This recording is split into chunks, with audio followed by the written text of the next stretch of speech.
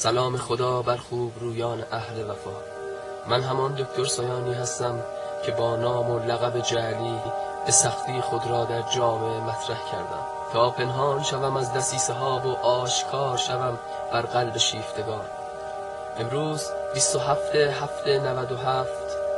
تمام اطلاعات کشور به خاطر تشابه اسمی و اصالتی با امام زمانی که در روایت ها شنیده‌اید در پی دستگیری من چند روزی است بسیاری از شاگردان مرا بازجویی و بازداشت نمودند. چرا این شخص شما را آموزش رایگان رزم می‌دهد؟ چرا دوستش دارید و چرا از شهرهای دور به سویش می‌آیند؟ چرا نامش محمد است و نام پدرش؟ چرا مجرد مانده و چرا انسانیت می‌کند؟ چراهای دیگر که خودشان با جادوی جفای جزایی می‌دهند تا مرا دروغگو و شیاد و دوستداران و دوستانم را سادله و فریب خورده جلوه دهند. آنانی که آتش جهلشان در پی مهدویت سالهاست شعله برگردیده خود مهدویت را نمیپذیرند. سوالم این است او چگونه ظهور کند قبولش خواه؟ اصلا چه لباسی بر تن کند؟ با اسب بیاید یا ماشین؟ سوگند به خدا هر طور که بخواهید بیاید خودتان او را خواهید کشت. به دستور خدای مهربانم از 10 آبان تا 14 آبان آسمان برای اثبات حقانیت من شما را به یقین خواهد رساند. اگر در 4 روز این نشانه را تعریف نمودم، چرا که خدای ما می‌خواهد تا بسیاری از شهرها و کشورهای دیگر نیز این حقیقت را بدانند.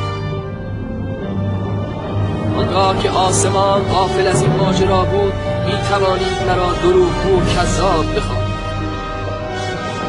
ما بسیاری از توانایی خود را تا به امروز پنهان نمودیم، فقط اندک یارانی معجزه‌هایی از ما دیدند. اکنون آسمان را ضامن معجزه خود می‌دانیم تا همگان ببینند و بشنوند این حقانیت را که دیگر نگویند فریبشان داده ایم. آسمان را که نمی شود دست کاری کرد.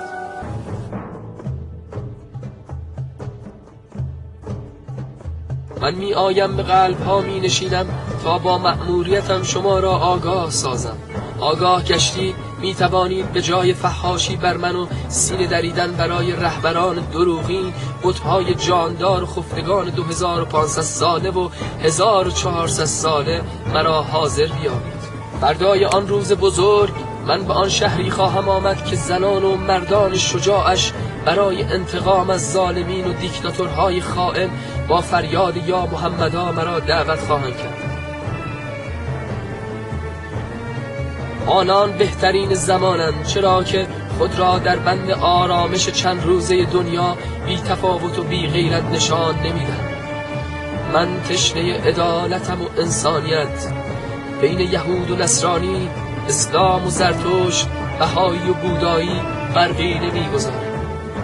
فرزند اسرائیل باشید یا فلسطین، عجم باشید یا عرب، اهل غرب باشید یا شرق، همه برادران من هستید تا لحظه‌ای که انسان باشید.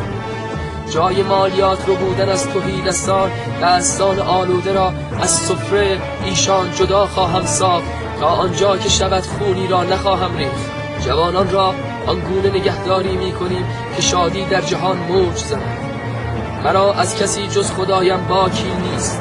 شما نیز بی باک باشید و برخیزید، جوانان و پیران و کودکان.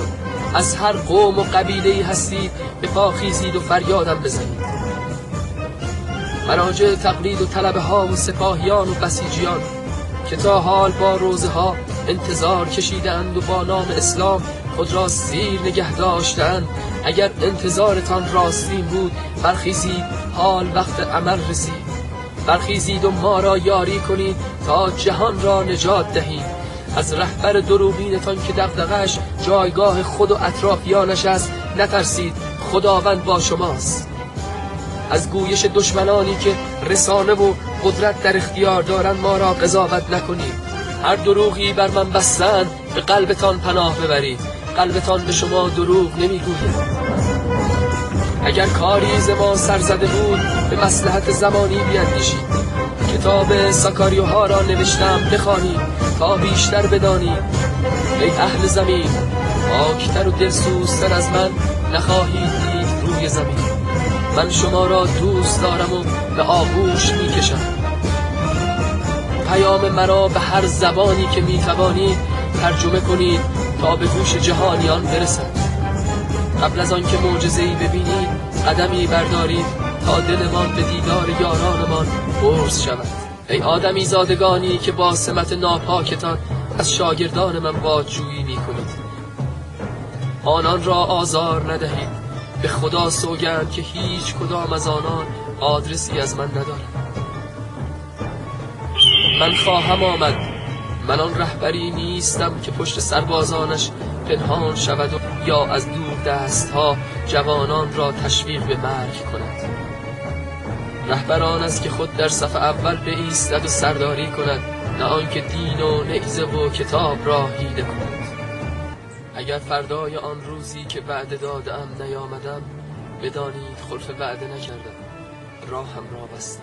چاره‌اش فریاد هر روز و هر شب شماست. دیگر انتظار هیچ منجی را نکشید که نخواهد آمد. به امید دیدار تا در کنارتان باشم و دردهایتان را تسکین یا